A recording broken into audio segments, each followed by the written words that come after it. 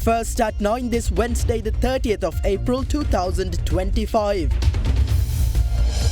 Tariff deals. Sri Lanka may have to increase purchases of US petroleum products to reduce trade deficit, says Deputy Finance Minister following discussions with US trade representatives. Delayed reforms. Electricity tariff to be revised in the next quarter to adopt cost recovery electricity pricing as per the IMF deal, confirms the Deputy Minister of Economic Development. Mayday preparations. Political parties gear up for Mayday celebrations. Over 30 rallies organised across the island. Special security plans in place to ensure public security. Inflation. Sri Lanka's CCPI-based inflation increases during the festival month. Cinec Campus Open Day. May masa 3 වෙනි දින උදෑසන 9 සිට Cinec Campus පරිශ්‍රයේදී. This is Derana first at 9. Live from Studio 24 in Colombo. Good evening and welcome to First at 9, brought to you by Sri Lanka's most trusted news source, Derana. I'm Tarindu Mahendra, joining you live with the latest in Sri Lanka and around the world. Now, in your top story this evening, Deputy Minister of Finance Dr. Harshana Suryaperuma says that during discussions with US trade representatives in Washington, D.C. last week, the possibility of importing more petroleum products from the United States was explored as a means to reducing the trade deficit between the two countries. Speaking at a media briefing today, he further noted that the discussions also addressed the reduction of the 44% tariffs imposed on Sri Lanka, and a proposal was made to encourage increased US investment into the country. Meanwhile, the Deputy Minister of Economic Development, Professor Anil Jayantha, confirmed that the government will proceed with the restructuring of state-owned enterprises. Sri Lankan approach was not just one-sided on the government's approach only. We had discussions with the industry before we formulated our response, and based on that, considering the important requirements of industry, particularly to maintain the competitive position our industries are maintaining in the global framework, it was very important for us to maintain and explain to them the position that Sri Lanka is within an IMF program. Our ability to make certain decisions are limited to the extent with the program parameters that we are supposed to comply. So we were able to explain those situations to the counterparts, and they were very well received. They extended good understanding on those areas. Many items imported from US to Sri Lanka are with zero customs duty. We were able to explain several pharmaceutical related products and several other products. So the details of these items were provided to them, and we showed them how Sri Lanka is keen to engage in the global supply chain on a continuous basis as well. We are expecting certain response in relation to our details that we shared with them, any clarifications that they require, particularly if their exporters are willing to engage in further discussions to explore what are the other areas that they can supply goods to Sri Lanka. And energy sector was identified a key area during this discussion. I'm sure we all agree Sri Lanka is a net importer of some of the oil related product, energy related product to Sri Lanka. So there is a vast opportunity for somebody who is competitive enough to provide with the best pricing to engage with Sri Lanka, either in the gas segments or in the oil segment or in the refined fuel segment or crude oil supply segments. So a quick win for the parties is if we can get some of these bulk supplies which is relating to the energy sector, if there is an opportunity, if there is a possibility to assist and facilitate on those areas, which will create a win-win situation for both parties. So the next step in relation to these discussions were engaging further. We will have continuous engagement once again. We are expecting to have another one within a short period of time. The objective is to see within the 90-day period to which extent we are able to go to close this engagement that we have. Other than energy, were there any other sectors that Sri Lanka proposed as potential areas for engagement, please? Currently, I think we broadly pay about 10 to 18% of tariffs.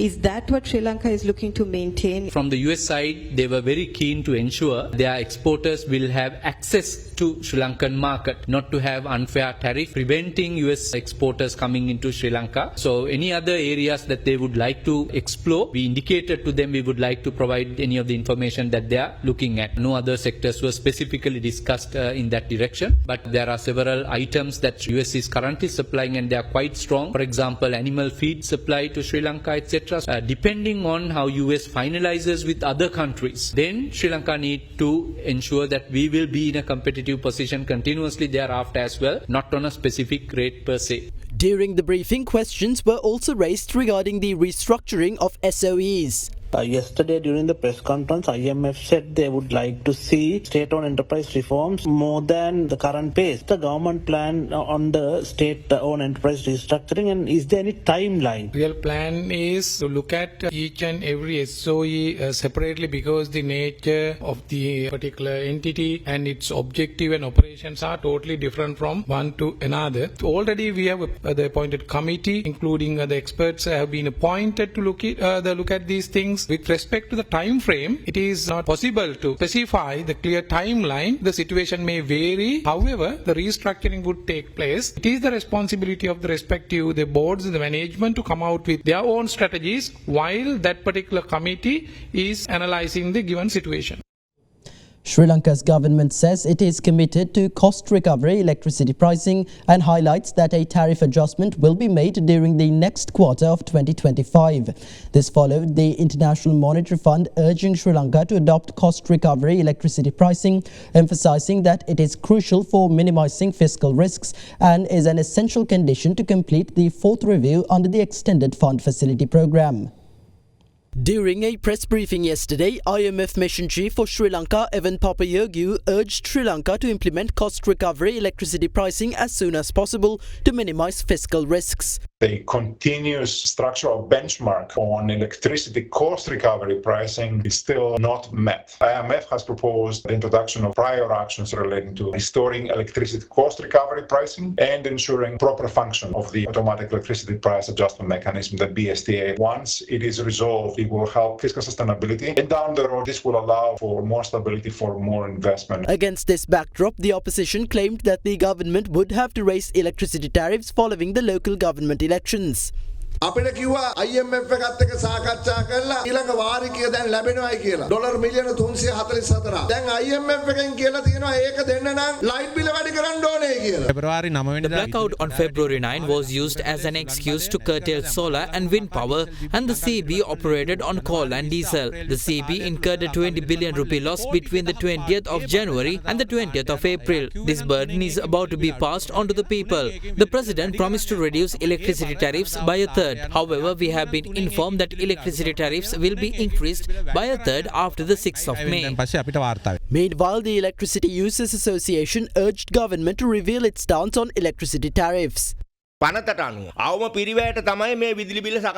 IMF has said that electricity tariffs be adjusted in a manner which generates a profit for the government. However, tariffs cannot be adjusted in such a manner as the Electricity Act stipulates that the tariffs be based on the minimum cost of production. Legally, electricity tariffs can only be revised again in August. Tariffs cannot be revised based on the IMF's wishes. We challenged the Energy Minister and the President to declare at Goldface Green on the 1st of May whether or not electricity tariffs would be increased. If not, we will take severe action. The matter was addressed during a government media conference today. Electricity tariffs should be calculated with a view to recovering cost. That is the structural benchmark. We have agreed to that. Tariffs should be adjusted on a quarterly basis. Since an agreement could not be reached based on the presently available data, we requested time from the IMF so that by July, in the next quarter, we can proceed properly while resolving issues that might have arisen due to inaccurate assumptions. The IMF agreed to this request. In the report, which is meant by the phrase cost recovery pricing benchmark has not been met, is the fact that a tariff adjustment was not made in April. It does not mean that costs are not being recovered.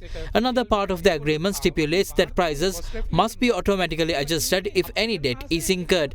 That is being done if cash flow reduces by over 15 billion rupees during 2 consecutive weeks due to the purchase, a 10% tariff hike is triggered. The issue here is that this tariff adjustment is yet to be made. However, when the CB and the Public Utilities Commission made the relevant calculations, it was revealed that an adjustment is not needed after all. Relating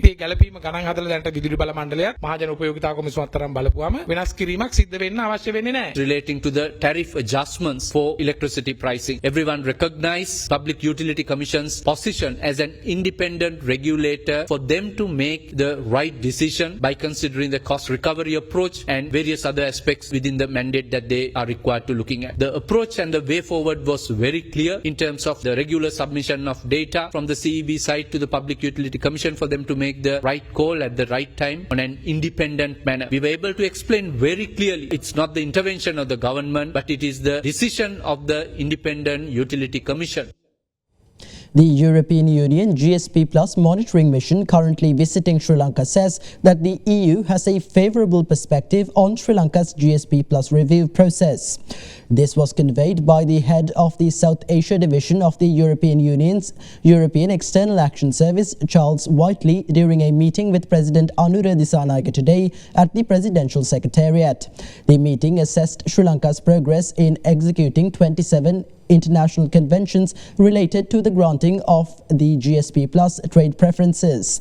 Whiteley stated that the Sri Lankan government's policy commitments and progress align with the criteria considered when granting GSP Plus tax concessions and affirmed the EU's willingness to continue supporting Sri Lanka in achieving further commercial progress. President Dissanayake expressed his gratitude for the EU's assistance during Sri Lanka's economic crisis and assured that the current administration is working to rebuild the country through stable and transparent governance.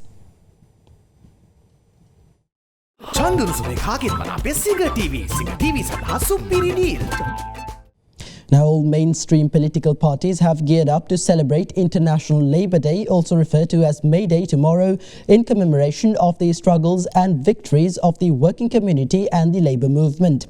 With at least 14 Mayday rallies set to take place in Colombo alone and 16 others at various other areas around the island, Sri Lanka Police announced that a special security and traffic plan will be implemented tomorrow in the vicinity of Mayday celebrations.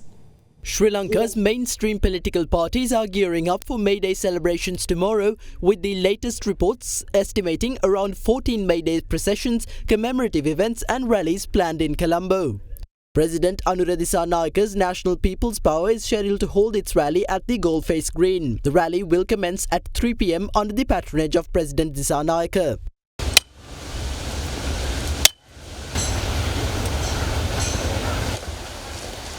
The main opposition, Sarvajanabal, will hold their Mayday procession and rally in Talavakale in the Nuwara district tomorrow under the patronage of party leader of the opposition, Sajjit Premadasa.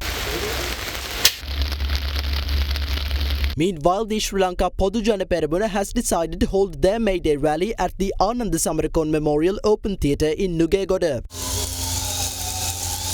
The Sri Lanka Freedom Party announced that their Mayday celebrations will be held at the party headquarters. In the meantime, the Sarvajanabal will kick off its Mayday celebrations at 10:30 a.m. at the Varakapola marketplace under the patronage of party leader parliamentarian Dilith Jayavira. The Mayday rally of the Frontline Socialist Party is scheduled to commence at 3 p.m. at the Lalit Atulat Budali playground in Kirulapana. Additionally, rallies and commemorative events organised by other political parties in view of Mayday are expected to take place across the island tomorrow. Accordingly, Sri Lanka Police announced that special security measures and traffic plans will be in place tomorrow in the vicinity of Mayday celebrations. 14 rallies in view of Mayday are scheduled to be held in Colombo tomorrow. 16 Mayday rallies are expected to be held in other areas outside Colombo. Sri Lanka Police has deployed at least 850 police personnel in Colombo to ensure security. Additionally, police personnel, intelligence officers and officers attached to the Police Special Task Force will also be deployed across the country to ensure public security. Now, former President Ranil Wickremesinghe refutes the statement made by Cabinet spokesperson Minister Dr. Nalinda Jayatissa regarding his summons before the Bribery Commission.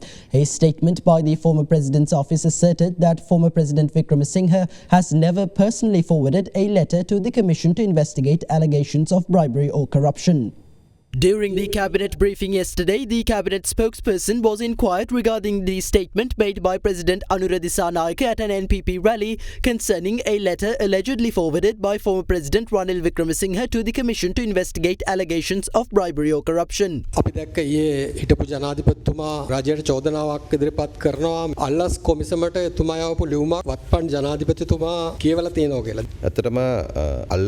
the Commission sent a letter summoning him on April 11th, The former president himself posted on social media that he has to appear before the commission to investigate allegations of bribery or corruption on the 17th. That was public information. In response, the office of former President Ranil Wickremesinghe issued a statement saying that the statements made by Cabinet spokesperson Minister Dr. Nalinda Jayatissa over the summoning of former President Wickremesinghe to the Bribery Commission were false. The statement further read that President Anura Dissanayake had made a remark at a public meeting held in Batikalo on the 12th of April to the effect that former President Wickremesinghe will not be arriving at the Bribery Commission on the 17th of April as he was celebrating the Sinhala and Tamil New Year. The statement asserted that former President Wickremesinghe has never forwarded a letter to the Commission to investigate allegations of bribery or corruption to negotiate a date for him to testify before the Commission. The letter requesting the postponement of his appearance before the Bribery Commission had been forwarded by President's Counsel Ronald Pereira. In his letter, the President's Counsel had requested a date after the 28th of April instead of April 17th. The statement went on to say that although the letter forwarded by the Bribery Commission on April 11th had only informed that former President Wickremesinghe must appear before the Commission to provide a statement,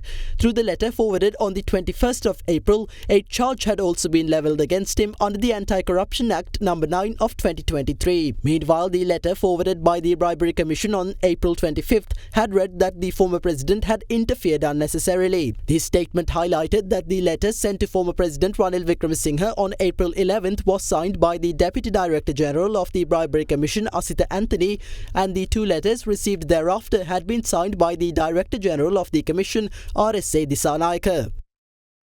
Now, Prime Minister Dr. Harini Amarasuriya claims that defeated political groups are making unsuccessful attempts to return to power and must be given a clear message for the third time in the upcoming elections. She made these remarks while addressing an NPP rally held in Colombo today. An NPP public meeting in view of the upcoming local government elections was held in Gonawatta, Thalangama this afternoon under the patronage of Prime Minister Dr. Harini Amarasuriya. It is well known that local government institutions, instead of serving the public, became hubs of corruption. As I have been informed, the corrupt political culture that was previously defeated is now attempting to resurface by rebranding itself as independent parties. Why are they still clinging to power, despite receiving only an allowance of around 20,000 rupees? They believe that by uniting they can defeat the NPP. We believe that these attempts to bring back the failed political culture through different means will not succeed. What we consistently tell them is this: if you want to defeat us, become better than us. However, when we see them aligning with the same old fraudsters, it's clear that message hasn't reached them yet. Their desperation is evident when they go so far as to claim that it was Pillayan who saved the country. If they haven't learnt their lesson, then perhaps another one must be delivered on the 6th of May. Let's see if the third time teaches them what the first two could not. CINEC campus open day මැයි මස 3 වෙනි දින උදෑසන 9 සිට CINEC campus පරිශ්‍රයේදී. Meanwhile, opposition leader Sajjit Premadasa claimed that the Sarvajanabal will render a meritorious public service through all local government institutions won by the SJB in spite of the NPP government's threat of withholding funds. Addressing an SJB public meeting in Ratnapura, Premadasa, who accused the government of deceiving the public twice at the presidential and parliamentary elections, claimed that it is repeating its deception ahead of the local government polls. Another public meeting of the Sarvajanabal in view of the impending local government elections was held today in Ratnapura under the patronage of party leader of the opposition, Sajjit Premadasa. We are in a time where the people of the country have been deceived by the government twice, both in the presidential election and in the parliamentary elections. Now the people are being fooled for the third time by false pledges ahead of the local government elections. The country was handed over to the NPP with the expectation that they would bring about a thriving nation. They pledged to develop a wealthy nation and grant a beautiful life for the people. We would like to ask whether the JVP government or the president has succeeded in building that wealthy nation. Have they offered the beautiful lives they promised? Has even 10 meters of road been repaired at least? Have they completed a single development project in the past 6 months? Nothing has been done. The NPP brings a new set of lies to every election stage. Finally, as the last resort, the President states that they will only allocate provisions for local government institutions won by the NPP. And we would like to say that it doesn't matter whether the government grants provisions or not. We will serve the public meritoriously at all the local government institutions won by the SJB. The SJB will win all the local government authorities in the Ratnapura district. We will secure victory in all local government institutions across the island.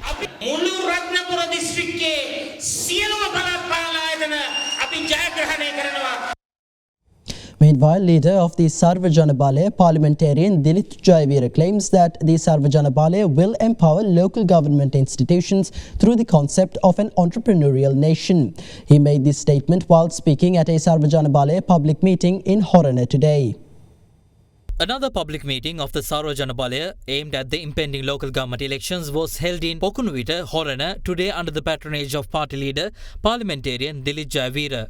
හොරණ ප්‍රාදේශීය සභාවේ නගර සභාවේ සියලු දෙනාටම අපිට කියන්නට තියෙන්නේ I would like to inform everyone from the Pradesh Sabha and Urban Council jurisdictions of Horana that the Sarvajanabal is contesting the upcoming local government elections with a definite plan. We will certainly secure victory in the Horana Pradesh Sabha. We will creatively empower the potential of the Horana area that was not identified by anyone so far. Leaders are not needed to carry out the conventional practices of the local government institutions. The administrative matters can be handled by the municipal commissioner. But our mission to empower the city of Horana through the concept of an entrepreneurial nation, creative leadership and the establishment of Sarvajana committees cannot be stopped by anyone. This is a medal awarded to people who love their motherland. Vote for the symbol medal to make our motherland victorious.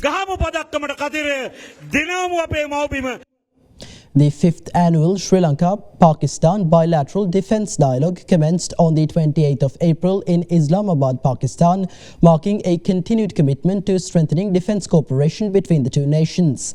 The Sri Lankan delegation is led by Defence Secretary Air Vice Marshal Sampath Tuyakonta.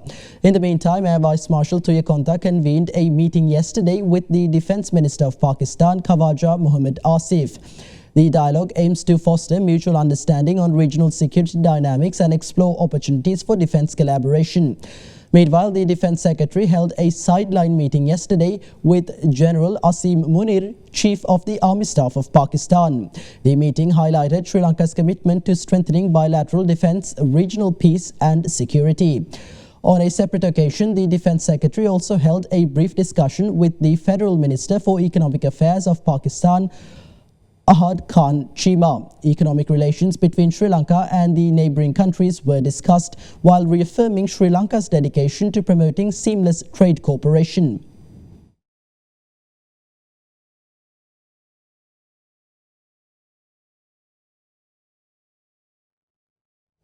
The Ceylon Petroleum Corporation announced a fuel price revision with effect from midnight tonight. The price of a litre of 92-octane petrol will be reduced by 6 rupees to 293 rupees, while the price of petrol octane 95 will come down by 20 rupees to 341 rupees per litre. The prices of auto diesel and super diesel will be reduced by 12 rupees and 6 rupees respectively. Accordingly, the new price of auto diesel will be 274 rupees, while super diesel will be sold at 325 rupees per litre. Meanwhile, the price of kerosene has been slashed by 5 rupees to 178 rupees per litre. Lanka IOC too reduced their fuel prices in line with the Sipetco prices.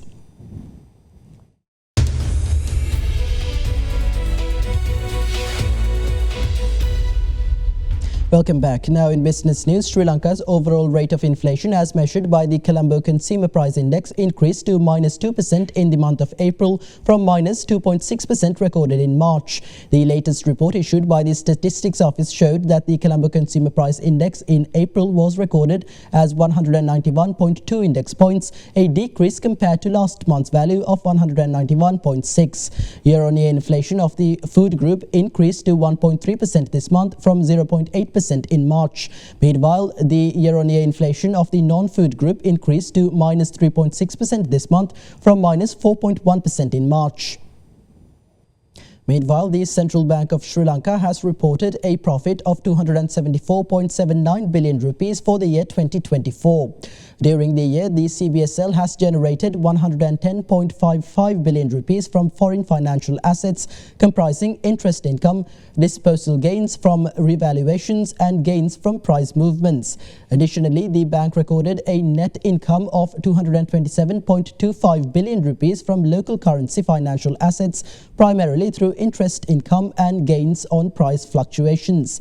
In terms of operating expenses, the bank has spent 10.51 billion rupees on salaries and wages for its staff in 2024 compared to 7.25 billion rupees in 2023. Now in your stock update, the Colombo Bourse slipped into negative territory, breaking the 4-day positive streak as selling pressure was witnessed. The benchmark all share price index experienced volatility, closing on a 67-point decline at 15,900. HNB, Sampath, CT Holdings, Commercial Bank and NDB emerged as top negative contributors to the index. Investors sought after profits in today's session, largely contributed by the high net worth segment, whilst retail investors expressed moderate engagement.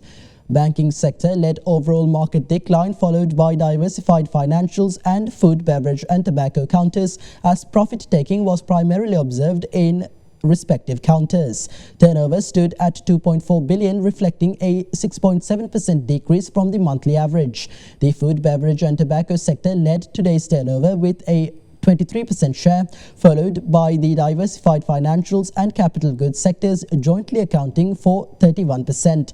Foreign investors turned net sellers with net outflow of 90 million rupees.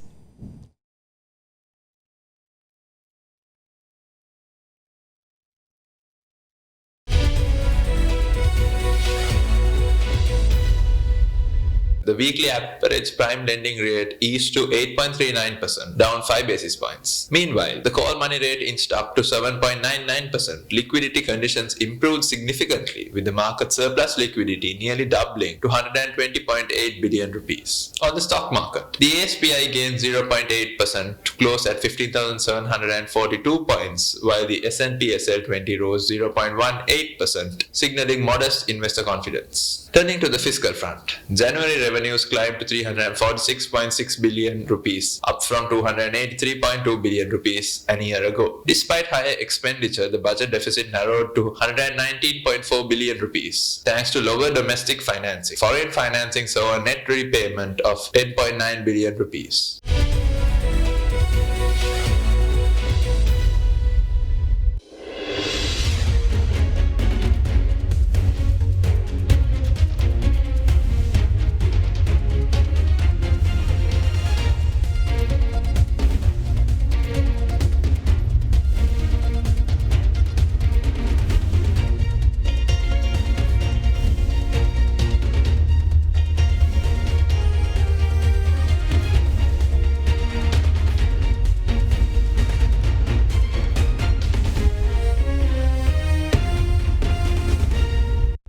And that's all for tonight from First at 9. Thank you for joining. Have a great night.